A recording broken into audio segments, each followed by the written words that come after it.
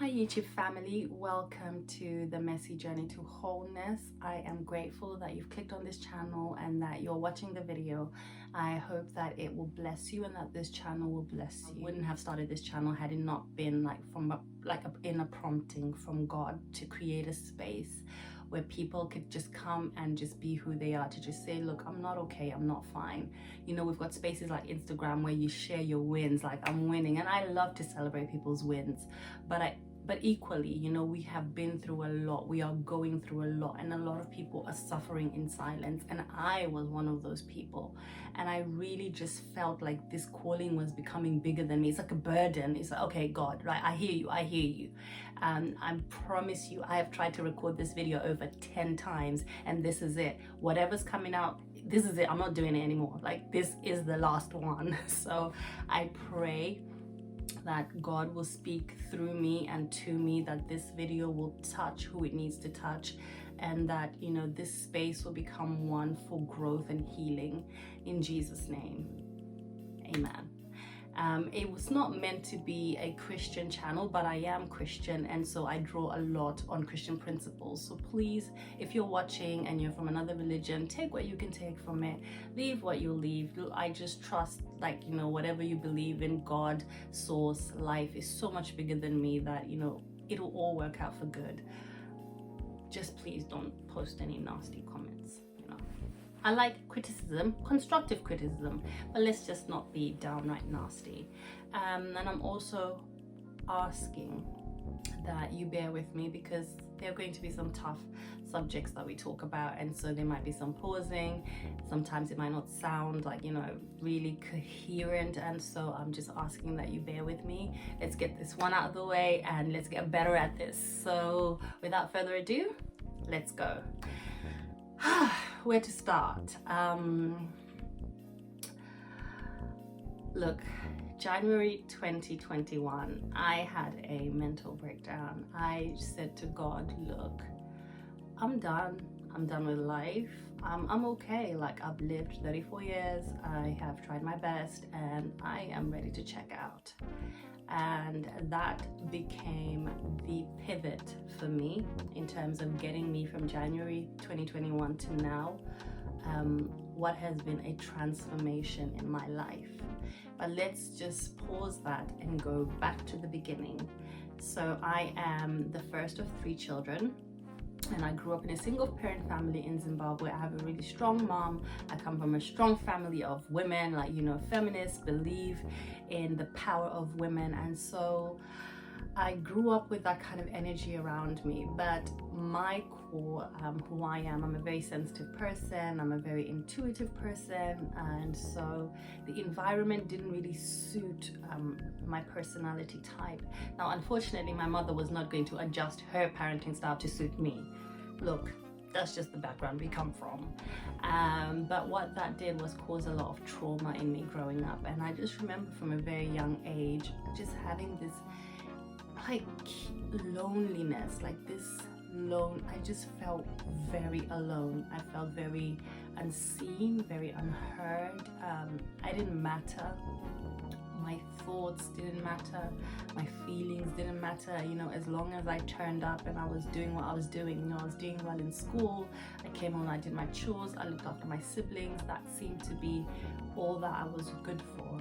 And so I found it hard to show up in social situations. And I remember being in school and being there, you know, you've got a group of friends, but not really connecting. And I that followed me through to possibly today. You know, I'm very good at creating, you know, environments, because I'm a people pleaser. So I create environments where people feel comfortable and stuff, but not really showing up authentically.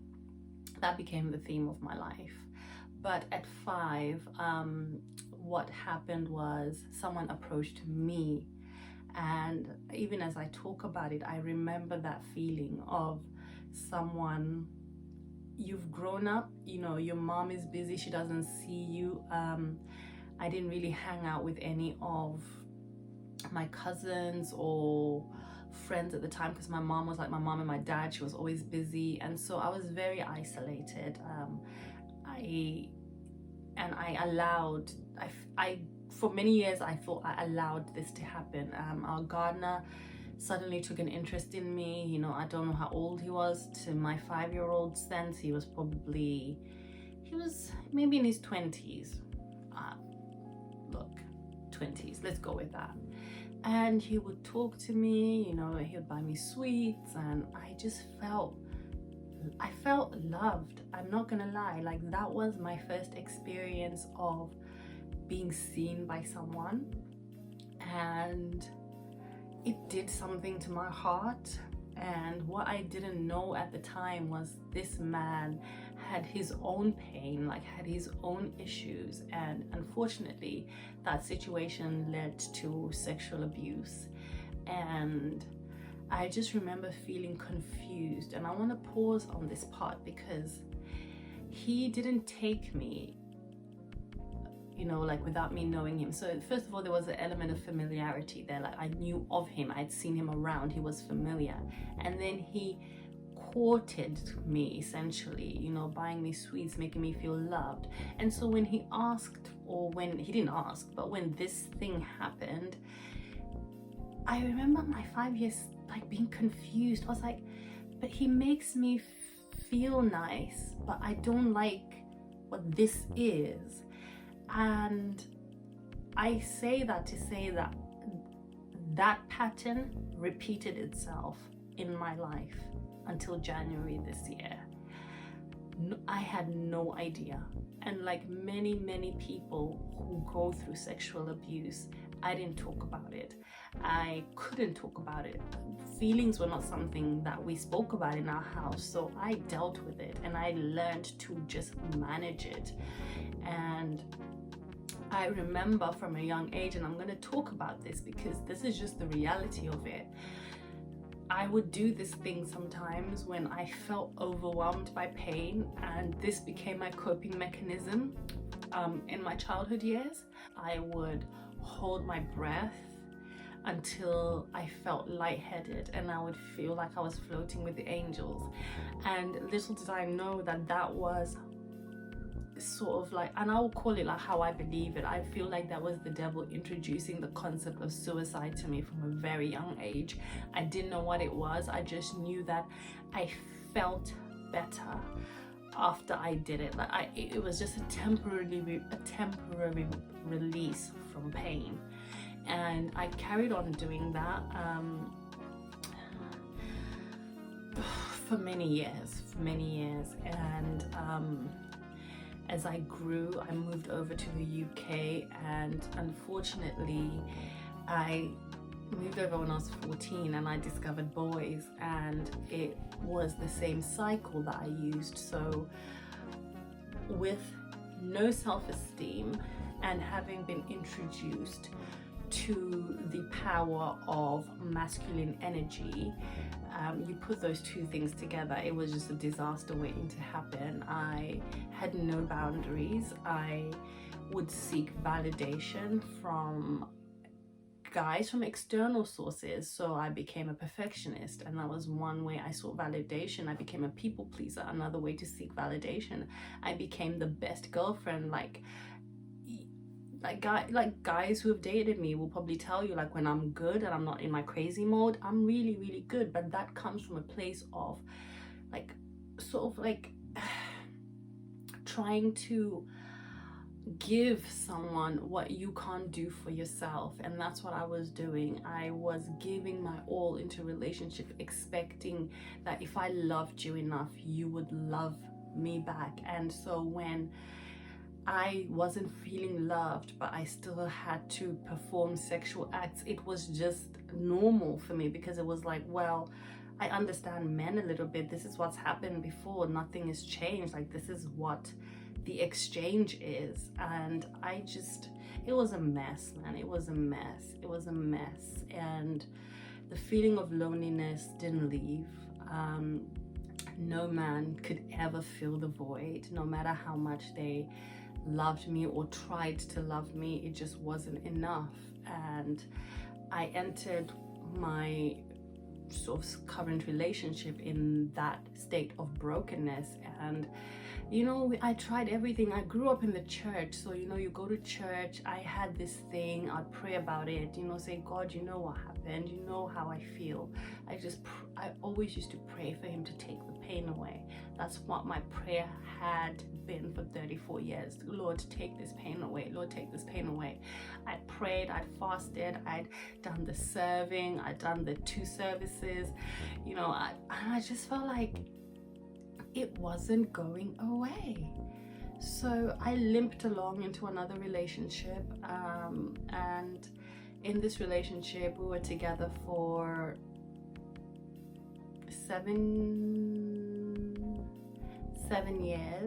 6 years before we got married. And when we got married, it just still was a lot of the same. You know, there would be a lot of conflict in my marriage, and I would say, you're not loving me, you're not hearing me, I feel unloved, I feel unhurt. I brought a lot of my past baggage into the relationship, and he had his own trauma. And you know, it literally was, he is a certain personality type, I'm a certain personality type, and those personality types are attracted to each other. But I'll go into that in a different video. And so what happened was, in January this year, I just was done. You know, I'm going to be completely honest. January came and I had a frank conversation with God. I said, look, I've been on this earth 34 years. I am tired. Like, I have carried this pain around with me for 34 years and I want to die. Like, I want to die. This is my request to you. I'm asking you to do it for me. And the only thing that had stopped me from actually just ending my own life earlier was, I had this keen understanding of the Bible and eternity, and I just knew that what I didn't want to do was be in pain in this life and then be in eternal pain. Like, that doesn't sound like escape. So I was like, God, you are going to have to allow this to happen to me. And I remember having a conversation with my brother saying that whilst I may not take my life, I remember saying that I will just start doing a lot of self-destructive things that will probably eventually do it. This is just how warped, like, my mind was, just how tired I was, just how heavy the pain was in my heart. Like, not everyone might be able to relate to this, but it was a physical manifestation in my heart. Like, I couldn't breathe without feeling this thing inside me. And I'd had it from when I was 5, and I was just tired. And I know a lot of people who knew me or know me would say, oh, she's such a drama queen, she's such this, she's very extra. And I'm like, yeah, I am extra because look, I have so much baggage that I can't handle little things in life, because it's a lot for me. It's a lot. And until you're in that situation, I hope people understand what I'm trying to say. But that is where I was, and I just thought, no, I'm done. But I thank God for a resilient husband who decided that we should do counseling. So we did counseling from January to about July. And within this time, I was in limbo. I was waiting for God. I was waiting for God to do something. You know, I continued down this self-destructive path. I started smoking. I just didn't want to be here. Like, that's just the end. I just didn't want to be here. And I remember telling my family, like, my pain became bigger than my shame. Like, I just didn't care who knew. I just didn't care anymore. Like, my life was a mess. And as far as I was concerned, it was going to end very soon. And so I just didn't care anymore. And in July, I remember I was out in a field. I was smoking. I was just like high as a kite. And my small group leader called me. And I'd been dodging small group for a couple of months by then, because didn't feel like I was in an authentic place to say anything about faith. So I just thought, look, I'm just going to just step out of this scene for now.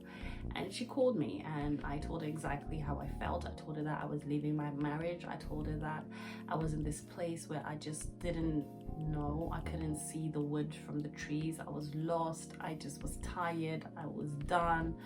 And I was genuinely happy to end, like to just leave this world. Like I was content with that decision. And she said to me, look, I hear you, like from a flesh point of view, or from a like I hear you, but my spirit is telling me that we should pray. We should pray into your marriage, especially because that's what I'd spoken to her about. I'd spoken to her not really about myself and how I'd been feeling, but more of the fact that, look, I want to leave my marriage because I feel like he's contributing to this pain that I'm feeling. I don't feel loved. I feel like he's draining me even more. He doesn't understand me and he doesn't know how to be there for me. I'm just putting a lot on this guy, really. And so we prayed, and I'm telling you now that, look, this is the commitment I made. I was in that field. I spoke to this lady. She said, let's pray. I said to God, I have prayed, I have fasted, I have tithed, I have petitioned, I have cried, I have done praise and worship, I have done all that I have heard in church to do, all I have read from the Bible to do. I have walked with you since I was ye old. You have seen my journey, you see my heart. I am not changing an iota of what is going on in my life. What I will do is pray with this lovely lady for 30 minutes, or however, I think we decided we're going to pray at 5 a.m. For 7 days. And I was like, look, this is going to be my mustard seed. I will pray into this situation and I will do nothing else. I'm not changing my habits. I'm not giving up anything. And if I have to fight with my husband after I've prayed, I am more than willing to do it. What I will not do is try and make myself holy. I'm not doing it. I'm tired. I'm tired. I'm not doing it. I'm not pretending for anybody. And that was what I said to God straight up. And so that was me kind of being, look, I'm not moving, stubborn. And God in his mercy, God in his mercy,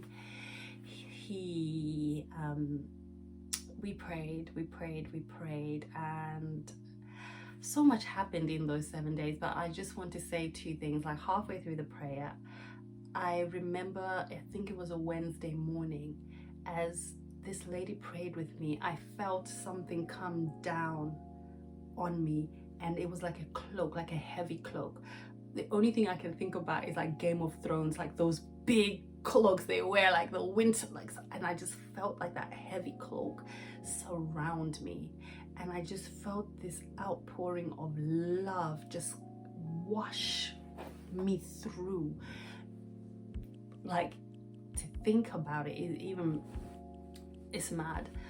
And I was like, okay, I'm not sure what's going on here. And I remember my rational mind automatically linked it to the lady. I was like, oh my God, this lady, you know, who has a very stressful job, is taking time out of her morning to pray for me. And I just felt like that was love, like that was a form of love. But I just couldn't, I was trying to rationalize this wash of love that I all of a sudden felt. And then she said to me, look, I feel like, you know, you should go and embrace your husband after we've had this conversation. And I was like, what are we doing? Like, I felt this for myself. Like, I'm happy to do this in my own space, but what I'm not willing to do is to take my white flag and flag it. I was like, no, that's what we're not gonna do. And that was such a passing comment, you know, it to someone else, like it wouldn't even mean anything. But that very morning, my husband looked at me, like when he came into the living room, and he just looked at me strangely, and he just came and he embraced me. Weird. And I remember just embracing him back, thinking about what my small group leader had said. She's like, you should be the one to embrace him. And I just looked and I just said, thank you, Lord, because you know what, in that moment I didn't have to go first, so I was very willing to receive this embrace. And it might mean nothing, but for me it was a confirmation that what we were doing was not like, it wasn't just nothing, like something was happening. But I wasn't convinced.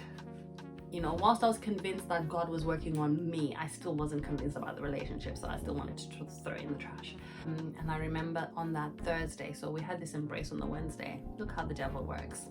The Thursday, you know, he's feeling slightly more, you know, excited. He's like, okay, this girl, okay, it's not war zone, okay, she's embraced me. So I guess he was operating from a place of, okay, let me take it to the next step. So he's like, oh, let's go out. So we went out and we had the most like almighty fight. And I just said, look, I'm over this. You know, I am done with this. I'm okay to just be on my own. I don't need this shit, basically, is what I said to him. And on the Friday, I remember when we did the 5 a.m. prayer, I said to him, today we're praying for a relationship that I'm throwing in the trash. I'm not interested, I don't want to, but I've committed to this, so we have to do the last day.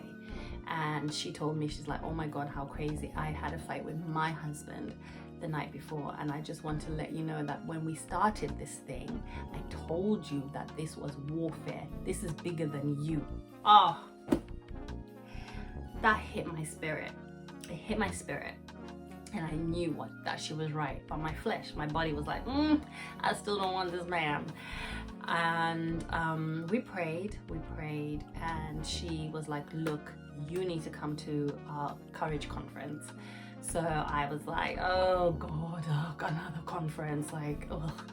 And she's like, I'm gonna buy your ticket and you're gonna come. And I promise, I thank God she had the wisdom to do that, because if I had bought my own ticket, I was not going to turn up for at least one of those days. But she bought my ticket and I felt obliged to go because this lady had prayed with me. She's now forking money out. I'm telling her that I don't want what she's praying for. And I'm just seeing her faith. And I'm just like, you know what? Let me do it. Let me go. And I went and I was introduced to Jackie Hill Perry for the first time, and boy oh boy, did her message transform my life. Like, when my husband tells the story, he says, you went to that conference one person, you came back a completely different person. He's like, I don't know, like, you checked out and somebody else checked in. Like, that's how he describes it, because that is how crazy the transformation was. Like, I just came out like a new person. You know, when they talk about being renewed in your spirit, like, I've been in church, like, I know the lingo, like, you know, they talk about being renewed, like being a new person. I would like always listen like with one eyebrow raised, like, look, I've been in church a long time. I feel like it happens for other people, but not for me. I don't know that I believe, and so I believed it for other people, but I never believed it for myself. Like, I am that girl, and I know there's someone who's probably watching saying, look, I have been in church, I've listened, and I believe it for other people, but I don't believe it for myself. I get you, I was that person, I really was, but I'm letting you know that whatever happened in that room was real. Like, I had dabbled a little bit in Buddhism. I had gone around trying to figure out what the right thing was to get rid of this pain. And so when I tell you that in that one moment, God delivered me from this pain, like, it lifted from my body, like this physical manifestation I've been carrying for 34 years lifted, and God just started downloading like wisdom into me. And it like, even to talk about it is mad. Like, he just started showing me just the error in our thinking, the error in like how people perceive him, how life, like a lot of what we believe is an illusion. Like, I just look, this channel is a channel that I feel is God breathed, and I just pray that God will give me the words to use intelligently to be able to bring to manifestation, like to bring forth what he has put in my heart. And I just pray that you walk with me as I do this. I'm not a YouTuber, I'm not a professional. This is not even about likes or subscribers. This is about people hearing and being transformed. I am here to say that all of who I was is not who I am. Like, all of the things I have experienced are not who I am. There are things that have happened to me, but they are not who I am. And so right now, my message is for anybody who is in distress, who is depressed, who is hurt, who is in pain, who is tired, who is sick, who is frustrated, who is mentally tormented. Like, I have voices in my head, like I would get headaches, I would have migraines because the voices will not shut up. Like, I hear and understand that crazy, like, you can walk in life like normally and be tormented. Like, I get that, and I'm just letting you know that no matter how bad it is, as long as you still have breath in your body, it is not over. All of what you're experiencing is figments of your imagination. Like, it's crazy to even say that, coming from a point where I was tormented for 34 years. But you are not what you are experiencing. And I just pray that God will give me the wisdom to be able to walk this journey out with you, that we can come out whole, holy, full of love, full of grace, full of authenticity. Like, you are not the role you play. You are not a mom, you're not a daughter, you're not a sister. You are you. Like, we get so caught up in the things around us that are so meaningless. It's like, start with you. Find out who you are. Like, find out who you are. And I'm here to help you on that journey to get to a place of authentic living, authentic spiritual living. This is not about being in church. This is not about rules and regulations. This is about getting to the core of who you are. This is about unmasking. This is about stripping off the layers. This is about, like, saying, I don't care what the world sees. I need to be authentic to me. And I just feel like until people get to that place where, this is how I put it, where your pain is bigger than your shame.